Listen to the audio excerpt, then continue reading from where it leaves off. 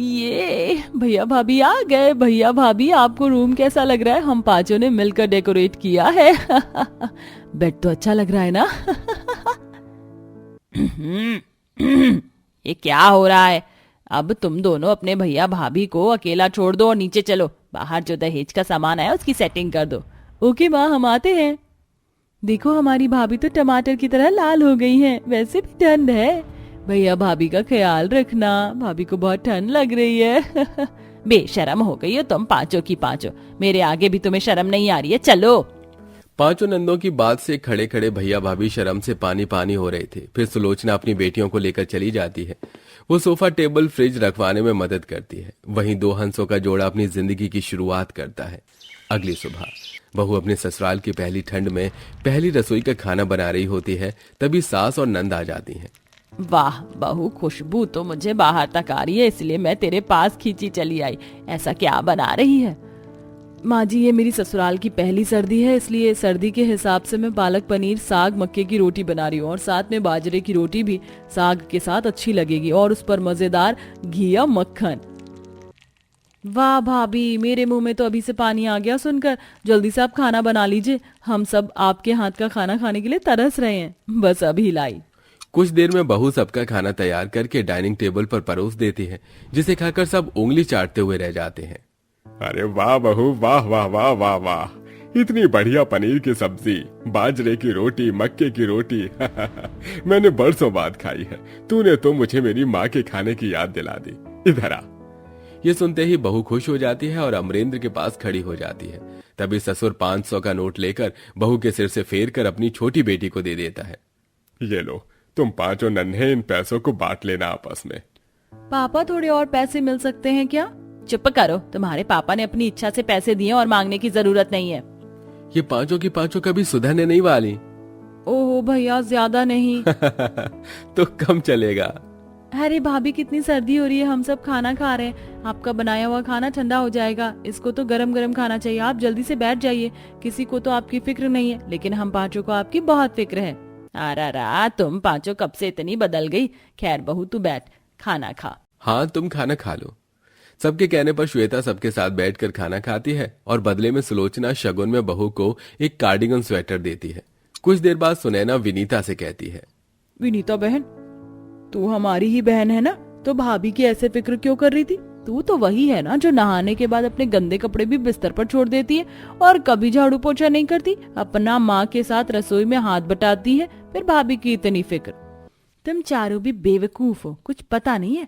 माँ ने भैया भाभी की शादी से पहले क्या कहा था कि गांव में जमीन के कागज को लेकर कोई बात हुई है, तो वो भैया को लेकर वापस गांव जाएंगी शादी के बाद। तो मम्मी पापा के आगे हम थोड़ी बहुत एक्टिंग कर लेते हैं, उनके जाने के बाद सारा काम भाभी से करवाएंगे, क्योंकि भैया भी मम्मी पापा के साथ जाएंगे। उनको 15 से 20 दिन लग जाएंगे इन सब चीजों में, और तब तक हम बहुत मजे करेंगे। वाह बहन, तेरे दिमाग की तो दाद देनी पड़ेगी। काफी 5G की तरह चल रहा है सर्दी में। अब मैं वन पीस पहनकर क्लब जाकर पार्टी करूंगी, हम सब मजे करेंगे। हाँ बिल्कुल करेंगे। एक हफ्ते तक पांचों नंद माँ बाप और भैया के सामने भाभी का बहुत ख्याल रखती हैं। उन्हें अपने हाथों से गर्मा गर्म चाय बनाकर पिलाती हैं, तो कभी रसोई में हेल्प करवाती हैं, लेकिन कमरे में आते ही अपनी भाभी को कोसने लगती हैं। एक रात अमरेंद्र बोला, अरे बहू, कल मैं, सुलोचना और दुष्यंत हम तीनों गांव जा रहे हैं। कोई जमीन की जायदाद का सिलसिला है जहां टाइम लग जाएगा, तो तुम्हें कुछ भी चाहिए हमें फोन पर कह देना। बाकी ये पांचों तो हैं ही तुम्हारे पास। कल हमें सर्दी में सुबह सुबह निकलना है, तो तू जल्दी उठकर खाना बना देना, यही 6 बजे तक, ताकि सफर में हम खाना खा लें। ठीक है माँ जी। अगले दिन बहू खाना बनाकर दे देती है और तीनों के तीनों गांव जाने के लिए रवाना हो जाते हैं। उनके जाते ही माया ऊंची आवाज में कहती है, भाभी मुझे बहुत ठंड लग रही है, सारी खिड़कियों को बंद करके यहाँ हीटर जला दो और मेरे लिए कॉर्न सूप बना दो। दीदी अभी मैं कपड़े धो रही हूँ, 15 मिनट में आपके लिए सूप बना देती हूँ। नहीं, आपको मेरी बात समझ नहीं आ रही है क्या? हम पांचों जो बोल देना आपको तभी करना पड़ेगा, समझी? और हाँ, ये 8 बजे उठना छोड़ दो। अब से सर्दियों में 4 बजे उठना है। हमारे यहाँ काम 4 बजे उठकर खाने पीने का सारा काम खत्म कर दिया जाता है। पर दीदी, आप सब तो कहीं कॉलेज वगैरह भी नहीं जाते, मम्मी पापा भी नहीं है और ना उन्हें ऑफिस जाना है, तो खाना पीना इतनी जल्दी बनाने की क्या जरूरत है? हम आराम से 8 बजे ही उठ सकते, वैसे भी सर्दी है। देखिए भाभी, आपको ये बताना हमारा फर्ज था और ये यहाँ की परंपरा है कि सुबह जल्दी उठकर खाना बनाया जाता है। अगर आपको इसे फॉलो नहीं करना तो आप पर है, फिर मम्मी पापा से आप डांट सुन लेना। ठीक है दीदी, मैं जल्दी उठ लिया करूंगी। श्वेता खिड़की सारी बंद करके नंद के सामने हीटर रखकर अपने कपड़ों को छोड़कर नंद के लिए कॉर्न सूप बनाती है और उन्हें देती है। फिर ठंड में सिसक सिसक कर ठंडे पानी से कपड़े धोती है। वो जैसे ही कपड़े धोकर उठाती है तो सुहानी उसे और कपड़े दे देती है। भाभी, ये कपड़े तो अंदर ही पड़े थे, इन्हें भी धो दो, कल मेरे लिए ये पहनना बहुत इम्पोर्टेंट है। दीदी आप कुछ और पहन लेती, मेरे हाथ दर्द हो रहे हैं ठंड की वजह से। आपकी खोपड़ी में एक बात समझ नहीं आ रही क्या? मुझे ये कपड़े अभी धोकर दो। रोते रोते श्वेता को वो कपड़े धोने पड़ते हैं। ये क्या हो गया मेरी पांचों नंद को? जितना अच्छी बनकर दिखा रही थी घर वालों के सामने, अब तो मुझ पर चढ़े जा रही है, मेरी मदद भी नहीं करती। और मेरी उंगलियों में बहुत दर्द हो रहा है। मुझे नहीं पता था ससुराल में मेरी पहली ठंड ऐसी जाएगी। ऐसे ही दिन गुजरते हैं। ठंड में सुबह 4 बजे उठकर भाभी को घर का सारा काम खुद करना पड़ता है। एक दिन पांचों ठंड में वेस्टर्न ड्रेस पहनकर पार्टी करने क्लब पहुंच जाती हैं। ये हाथ में लेके पिस्तौल हो जाता ज्यादा रिस्की, हर दैया रोको इसको, इसके आते ही खिसको, जो नाचे ना नचा दे, करा दे तमंचे पे डिस्को, तमंचे पे डिस्को। अपनी तो जैसे तैसे, थोड़ी ऐसे या वैसे, कट जाएगी आपका क्या होगा, जनाबे आली आप क्या क्या होगा। वाह यार, क्या रंग जमा इस डिस्को पार्टी में। मुझे तो लग ही नहीं रहा कि हम ठंड के मौसम में नाच रहे हैं, गर्मी जो हो गई है। हाँ बहन, नाचते नाचते तो मुझे भी गर्मी लग रही है। वैसे तो हमें डांस करते करते काफी टाइम हो गया है, चलो घर चलते हैं। हाँ। एक तरफ सास ससुर और बेटा गांव के मामले में फंसे हुए होते हैं और 1 महीने तक पांचों नंद श्वेता का जीना हराम कर देती हैं। ठंड में बेचारी से ठंडे पानी से कपड़े बर्तन धुलवाती हैं, झाड़ू पोछा लगवाती हैं, जिससे बहू की धीरे धीरे तबीयत खराब होने लगती है और वो अपने आप को बहुत अकेला महसूस करती है। एक दिन बहू गीजर ऑन करके नहाने जाती है, लेकिन चुपके से नंद गीजर का बटन बंद कर देती है। बड़ा जुबान चल रही थी ना भाभी, अब ठंडे पानी से नहाएंगी तो मजा आएगा उन्हें। और क्या। ठंडे पानी से नहाते ही श्वेता कांप जाती है और बाथरूम से बाहर आकर कहती है, दीदी आप में से किसी ने बटन बंद कर दिया था क्या? मुझे मजबूरन ठंडे पानी से नहाना पड़ा। हाचू। वो भाभी ध्यान नहीं गया होगा, मैं तो यहाँ की लाइट बंद कर रही थी, गीजर का बटन कब बंद हो गया पता नहीं चला। दीदी मुझे बहुत ठंड लग रही है, आप अपने कमरे से मुझे हीटर दे दीजिए। हीटर तो भाभी खराब हो चुका है। अरे भाभी, हम सबके लिए कॉफी बना दो, हमें बहुत ठंड लग रही है और आप तो बहुत अच्छी है ना, खुद भी पी लेना।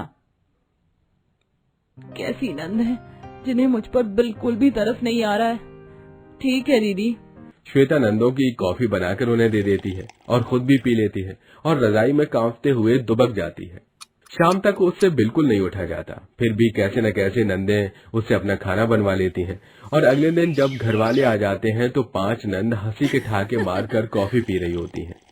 अरे तुम यहाँ बैठकर 2 बजे कॉफी क्यों पी रहे हो? खाना वाना नहीं खाना क्या? और बहू कहाँ है? माँ, वो महारानी जी तो अपने कमरे में रजाई के अंदर पड़ी है, सारी ठंड तो उन्हें ही लगी है। एक काम नहीं किया उन्होंने आप सबके पीछे, सारा काम हमें ही करना पड़ा था। हाँ माँ, काम करके हमारी तबीयत खराब हो गई, इसलिए हम बस कॉफी पी रहे थे इस टाइम। अच्छा, नहीं बहू ने सच में ऐसा किया? मुझे यकीन नहीं होता, जरूर कोई बात है।